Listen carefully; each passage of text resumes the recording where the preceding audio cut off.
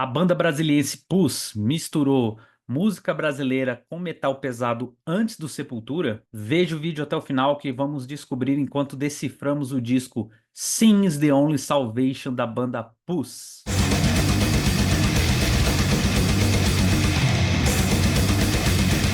Mas antes de continuar, eu quero pedir para você se inscrever no canal e já deixar o like aqui no vídeo. Se você estiver ouvindo a gente em outras plataformas como Spotify, já segue a gente por lá também e deixe seu comentário que ajuda bastante. E se quiser, siga a gente também no Instagram, @Decifrando Discos. Vamos pro vídeo.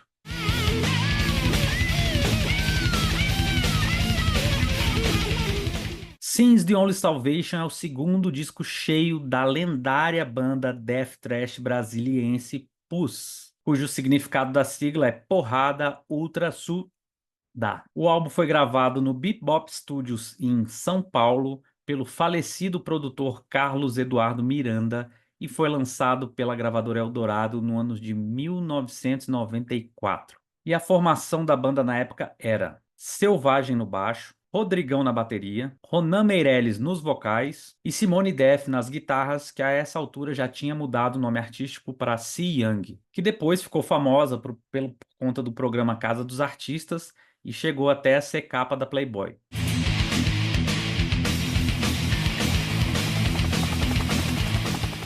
Esse disco foi lançado bem na transição do vinil para o CD, então nessa época os artistas sempre colocavam uma faixa bônus no CD para estimular a venda, porque o CD era muito mais caro do que o vinil nessa época, então eles sempre colocavam uma faixa a mais para estimular essa nova mídia na época. Mas o Sins The Only Salvation é um exagero, porque a versão do LP tem 7 músicas e o CD tem 10 músicas, ou seja, 3 faixas bônus. E dessas 3 faixas, para mim, inclusive, 2 são destaques do disco. No caso, a música Vietnã e o cover de Fred Krueger do S.O.D. Outros sons de destaque do disco são Pale Witch, Dreams, Dirty Reality e a mais conhecida do disco, que é Comando Vermelho, que tem a letra em português, tem participação do Chico Science e de outros músicos fazendo backing vocals e tocando instrumentos de percussão. Cantar em português não é novidade para o Pus, que tanto que antes do primeiro disco, as demos ali, antes de lançar o primeiro disco, o primeiro EP, tinham músicas em português. Pale Witch e Vietnã são músicas mais antigas da banda, ganharam uns arranjos mais bem definidos, mais adequados com o tom do disco em geral. A versão de Fred Krueger do S.O.D. que eles fizeram, eu acho muito legal, inclusive eles colocam um efeito daquelas garras do Fred Krueger cortando que tem nos filmes antes de entrar o primeiro verso, e eu acho que ficou um toque bem legal. Aqui o tráfico de drogas é o que dava dinheiro.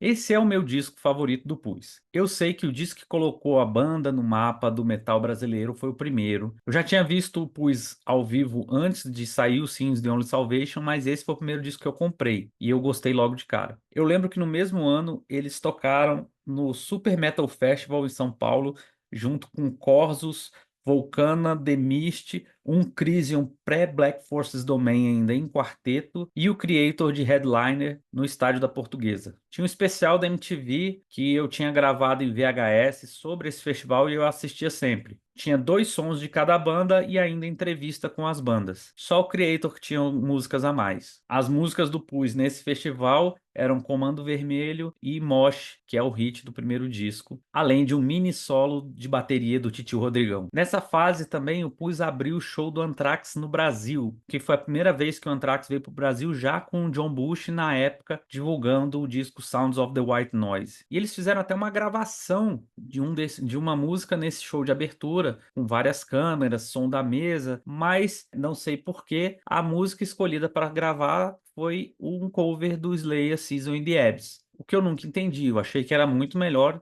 eles terem gravado alguma música do disco para divulgar, mas o cover é que foi divulgado e tem aí na internet para vocês assistirem. E voltando à entrevista que eu citei no Super Metal Festival, na hora de falar da música Comando Vermelho, a Si Young fala que eles pensaram em colocar ritmos brasileiros ali no, junto da música deles antes do Sepultura, né? Ali eles colocaram Chico Science, uns batuques, e ela afirma nessa entrevista que eles tiveram essa ideia antes do Sepultura. É complicado falar quem pensou nisso antes. Tem percussões extras, ainda que discretas, no Arise, que é de 91, e o Chaos AD, então nem se fala, que foi onde essa mistura apareceu para o mundo, que é de 93. E nesse mesmo ano de 93, saiu um split do Pus com Sex Trash, onde no lado do Pus é o EP, o primeiro EP deles, né, o Third World, só que com uma capa diferente. E a capa, ela é muito semelhante até no conceito, no jeito da fotografia,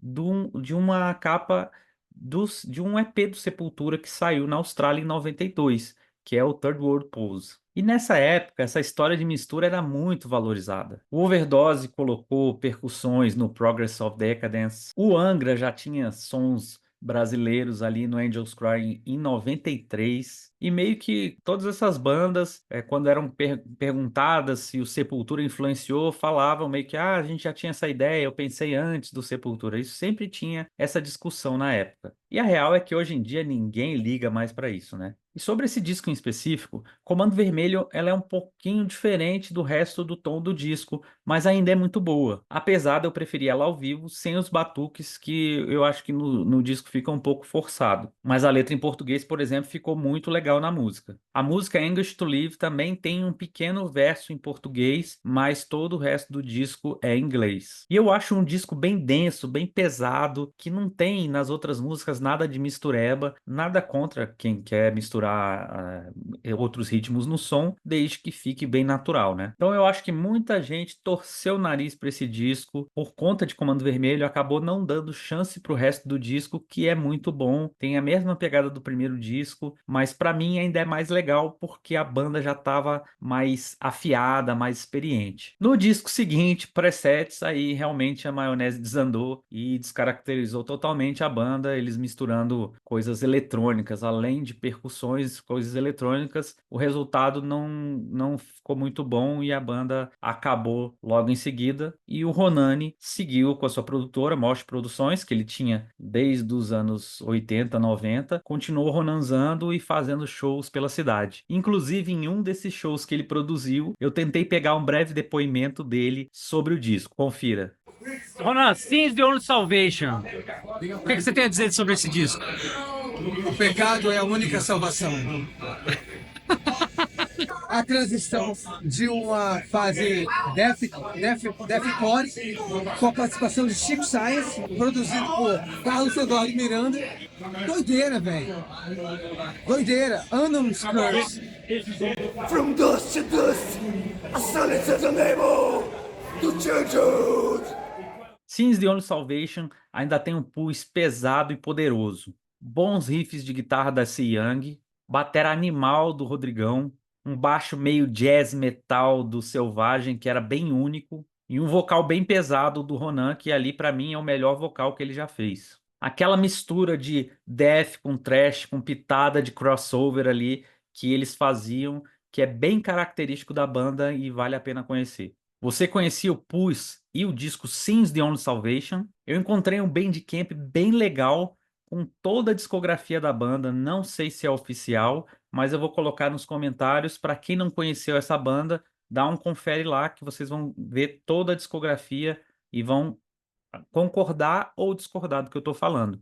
E aí depois eu espero que vocês comentem e digam o que vocês acham de Sins the Only Salvation do Pus. Valeu e até a próxima.